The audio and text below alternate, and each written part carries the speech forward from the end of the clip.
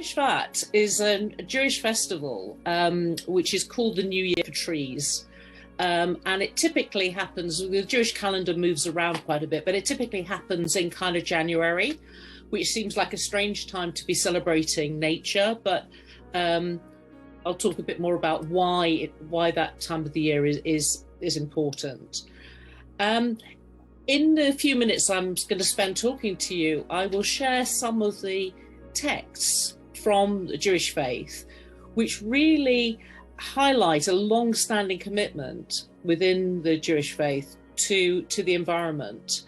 It goes right back to creation, whenever that was, depending on what your belief is about that. But a lot of the commentaries that have existed within from scholars talk a lot about the environment and our responsibilities.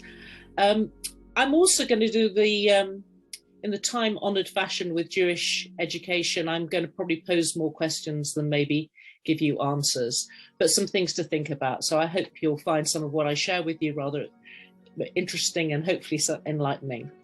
So the festival is a celebration of nature, its fruits, and the divine tree reaching towards us. Again, this is from a text. When God created the world, the first action was to plant trees, as it is written, and God planted a garden of trees in Eden. I rather like this picture. I don't know if that was Eden, but I think it's a nice picture. A tree is like a person. To us, nature is God's creation, and we have to respect that creation. That's why the Jewish culture celebrates an entire holiday dedicated to trees. Tu B'Shvat is believed to be the day that sap rises in trees, and so it is considered the new year for trees. One of the ways the holiday is celebrated is by planting a tree. And as we now know, and I think we'll hear a bit more about that in a few minutes, the key contribution that makes in the battle against climate change. So here's going to be my first question. This is a text. This is from Genesis. God then blessed them, Adam and Eve, and God said to them, "Be fruitful and multiply, fill the earth and tame it, hold sway over the fish of the sea and the birds of the sky, and over every animal that creeps on the earth." So the eternal God took people, placing them in the Garden of Eden, to work it and keep it. And so the question that I'm going to raise here, really just for you to think about, is, are we masters or servants of the earth? Are we here to hold sway, hold dominion over creation, or to serve it and care for it and look after it? Are we its stewards? So there are two principles that I want to share with you, which are associated with Tu B'Shvat and with this commitment to the environment. And I've described these as ancient lessons, which are so relevant for today. So the first one is Tikkun Olam. This has many interpretations, as anything in the Jewish faith. There are many commentaries and conflicting and different views, but many people, particularly within the liberal tradition, consider Tikkun Olam to be healing the world. And then the other principle is the principle of Baal Tashit, which I'll talk about in a moment. I'll talk a bit more about what that is. So Tikkun Olam, it's the Hebrew literally translated for world repair. And it has also come to connote social action and the pursuit of social justice.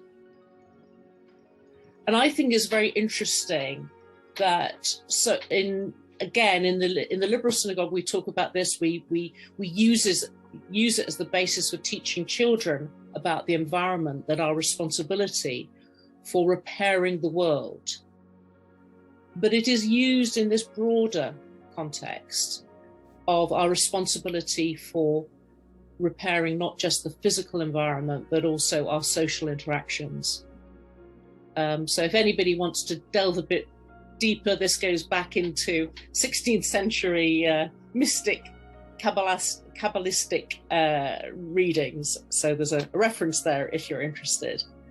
But I think it's interesting that we bring these two themes of our responsibility for the environment and for each other. We bring them together. So taking this a little bit further, where is this referenced in texts? So taking care of the world. When the Blessed Holy One created the first human being, he took them and led them round the trees of the Garden of Eden and said to them, "Look at my works, how beautiful and praiseworthy they are. All that I have created, I created for you. Be careful that you do not corrupt and destroy my world. If you corrupt it, there is no one to repair it after you." And I think that lesson, again, we can question where the origin of these texts, but this is ancient text, ancient writing, and yet to me it just resonates so strongly with where we are currently.